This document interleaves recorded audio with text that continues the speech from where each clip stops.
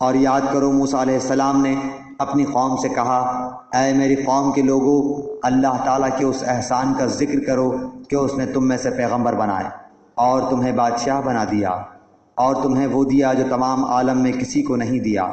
اے میری قوم والو، اس مقدس زمین میں داخل ہو جاؤ جو اللہ تعالیٰ نے تمہارے نام لکھ دی ہے، اور اپنی پشت کے بل روگردانی نہ کرو کہ پھر نقصان میں جا پڑو۔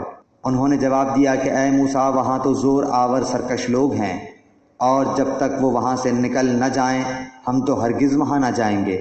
ہاں اگر وہ وہاں سے نکل جائیں پھر تو ہم بخوشی چلے جائیں گے۔ دو شخصوں نے جو خدا ترس لوگوں میں سے تھے، جن پر اللہ تعالیٰ کا فضل تھا، کہا کہ تم ان کے پاس دروازے میں تو پہنچ جاؤ، دروازے میں قدم رکھتے ہی یقیناً تم غالب آ جاؤ گے، اور تم اگر مومن ہو تو تمہیں اللہ تعالیٰ ہی پر بھروسہ رکھنا چاہیے۔ قوم نے جواب دیا کہ اے موسیٰ، جب تک وہ وہاں ہیں تب تک ہم ہرگز وہاں نہ جائیں گے، اس لیے تم اور تمہارا پروردگار جا کر دونوں ہی لڑ بھڑ لو، ہم یہیں بیٹھے ہوئے ہیں۔ موسیٰ علیہ السلام کہنے لگے، الہی، مجھے تو بجز اپنے اور میرے بھائی کے کسی اور پر کوئی اختیار نہیں، بس تو ہم میں اور ان نافرمانوں میں جدائی کر دے۔ ارشاد ہوا کہ اب زمین ان پر 40 سال تک حرام کر دی گئی ہے، یہ خانہ بدوش ادھر ادھر سرگرداں پھرتے رہیں گے، اس لیے تم ان فاسقوں کے بارے میں غمگین نہ ہونا۔ آدم علیہ السلام کے دونوں بیٹوں کا کھرا کھرا حال بھی انہیں سنا دو۔ ان دونوں نے ایک نذرانہ پیش کیا، ان میں سے ایک کی نظر تو قبول ہو گئی اور دوسرے کی مقبول نہ ہوئی، تو وہ کہنے لگا کہ میں تجھے مار ہی ڈالوں گا۔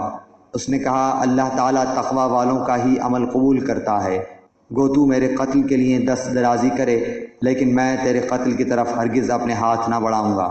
میں تو اللہ تعالیٰ پروردگار عالم سے خوف کھاتا ہوں، میں تو چاہتا ہوں کہ تو میرا گناہ اور اپنے گناہ اپنے سر پر رکھ لے اور دوزخیوں میں شامل ہو جائے۔ ظالموں کا یہی بدلہ ہے۔ پس اسے اس کے نفس نے اپنے بھائی کے قتل پر آمادہ کر دیا اور اس نے اسے قتل کر ڈالا، جس سے نقصان پانے والوں میں سے ہو گیا۔ پھر اللہ تعالیٰ نے ایک کوے کو بھیجا جو زمین کھود رہا تھا تاکہ اسے دکھائے کہ وہ کس طرح اپنے بھائی کی نعش کو چھپا دے۔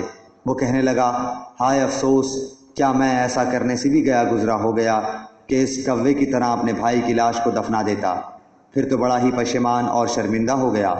اسی وجہ سے ہم نے بنی اسرائیل پر یہ لکھ دیا کہ جو شخص کسی کو بغیر اس کے کہ وہ کسی کا قاتل ہو یا زمین میں فساد مچانے والا ہو قتل کر ڈالے تو گویا اس نے تمام لوگوں کو قتل کر دیا، اور جو شخص کسی ایک کی جان بچا لے اس نے گویا تمام لوگوں کو زندہ کر دیا۔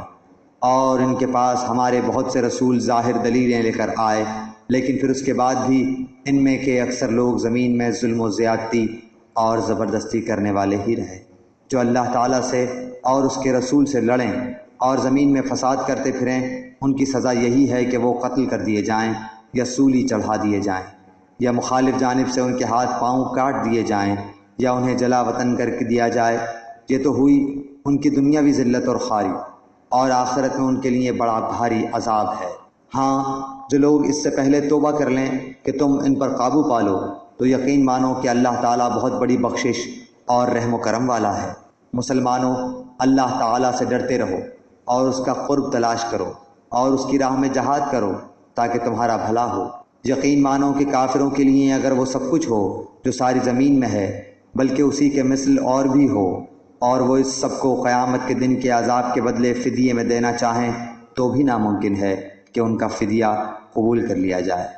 ان کے لیے تو دردناک عذاب ہی ہے۔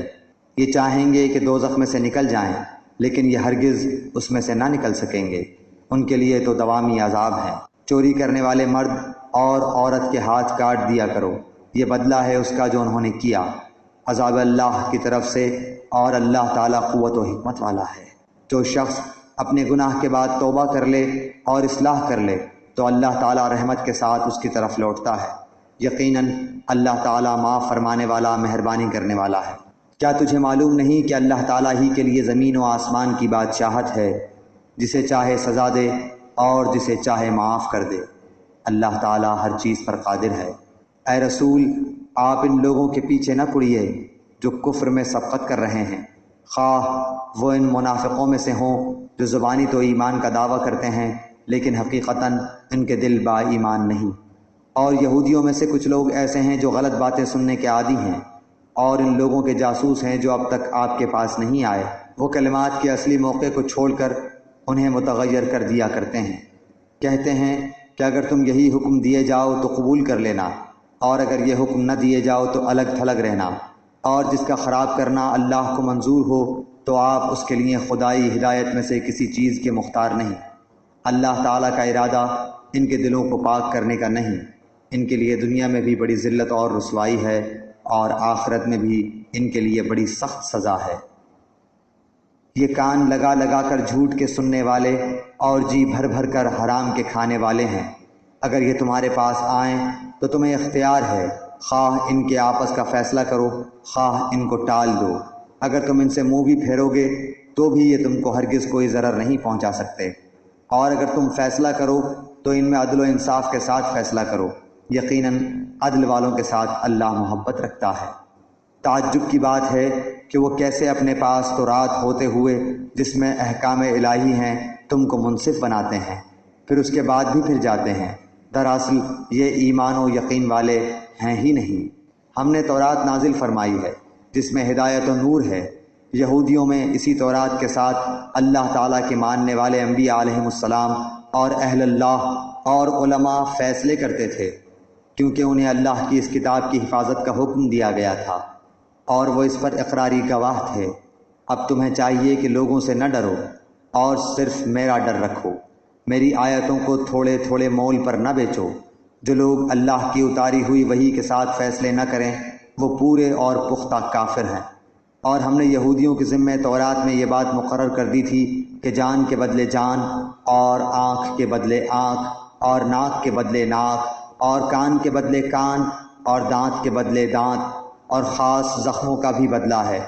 پھر جو شخص اس کو معاف کر دے تو وہ اس کے لیے کفارہ ہے، اور جو لوگ اللہ کے نازل کیے ہوئے کے مطابق حکم نہ کریں وہی لوگ ظالم ہیں۔ اور ہم نے ان کے پیچھے عیسیٰ بن مریم کو بھیجا جو اپنے سے پہلے کی کتاب یعنی تورات کی تصدیق کرنے والے تھے، اور ہم نے انہیں انجیل عطا فرمائی جس میں نور اور ہدایت تھی، اور وہ اپنے سے پہلے کی کتاب تورات کی تصدیق کرتی تھی، اور وہ سراسر ہدایت و نصیحت تھی پارسا لوگوں کے لیے۔ اور انجیل والوں کو بھی چاہیے کہ اللہ تعالیٰ نے جو کچھ انجیل میں نازل فرمایا ہے اسی کے مطابق حکم کریں، اور جو اللہ تعالیٰ کے نازل کردہ سے ہی حکم نہ کریں وہ بدکار فاسق ہیں۔ اور ہم نے آپ کی طرف حق کے ساتھ ہی کتاب نازل فرمائی ہے جو اپنے سے اگلی کتابوں کی تصدیق کرنے والی ہے اور ان کی محافظ ہے۔ اس لیے آپ ان کے آپس کے معاملات میں اسی اللہ کی اتاری ہوئی کتاب کے ساتھ حکم کیجیے، اس حق سے ہٹ کر ان کی خواہشوں کے پیچھے نہ جائیے۔ تم میں سے ہر ایک کے لیے ہم نے ایک دستور اور راہ مقرر کر دی ہے۔ اگر منظور مولا ہوتا تو تم سب کو ایک ہی امت بنا دیتا، لیکن اس کی چاہت ہے کہ جو تمہیں دیا ہے اس میں تمہیں آزمائے۔ تم نیکیوں کی طرف جلدی کرو، تم سب کا رجوع اللہ ہی کی طرف ہے، پھر وہ تمہیں ہر وہ چیز بتا دے گا جس میں تم اختلاف کرتے رہتے ہو۔ آپ ان کے معاملات میں خدا کی نازل کردہ وحی کے مطابق ہی حکم کیا کیجیے، ان کی خواہشوں کی تابعداری نہ کیجیے، اور ان سے ہوشیار رہیے کہ کہیں یہ آپ کو اللہ کے اتارے ہوئے کسی حکم سے ادھر ادھر نہ کریں۔ اگر یہ لوگ منہ پھیر لیں تو یقین کریں کہ اللہ کا ارادہ یہی ہے کہ انہیں ان کے بعض گناہوں کی سزا دے ہی ڈالے، اور اکثر لوگ نافرمان ہی ہوتے ہیں۔ کیا یہ لوگ پھر سے جاہلیت کا فیصلہ چاہتے ہیں؟ یقین رکھنے والے لوگوں کے لیے اللہ تعالیٰ سے بہتر فیصلے اور حکم کرنے والا کون ہو سکتا ہے؟ اے ایمان والو، تم یہود و نصارہ کو دوست نہ بناؤ، یہ تو آپس میں ہی ایک دوسرے کے دوست ہیں۔ تم میں سے جو بھی ان میں سے کسی سے دوستی کرے وہ بے شک انہی میں سے ہے۔ ظالموں کو اللہ تعالیٰ ہرگز راہ راست نہیں دکھاتا۔ آپ دیکھیں گے کہ جن کے دلوں میں بیماری ہے وہ دوڑ دوڑ کر ان میں گھس رہے ہیں اور کہتے ہیں کہ ہمیں خطرہ ہے، ایسا نہ ہو کہ کوئی حادثہ ہم پر پڑ جائے۔ بہت ممکن ہے کہ اللہ تعالیٰ فتح دے دے یا اپنے پاس سے کوئی اور چیز لائے، پھر تو یہ اپنے دلوں میں چھپائی ہوئی باتوں پر بے طرح نادم ہونے لگیں گے۔ اور ایمان والے کہیں گے کیا یہی وہ لوگ ہیں جو بڑے مبالغے سے اللہ کی قسمیں کھا کھا کر کہتے ہیں کہ ہم تمہارے ساتھ ہیں؟ ان کے اعمال غارت ہوئے اور یہ ناکام ہو گئے۔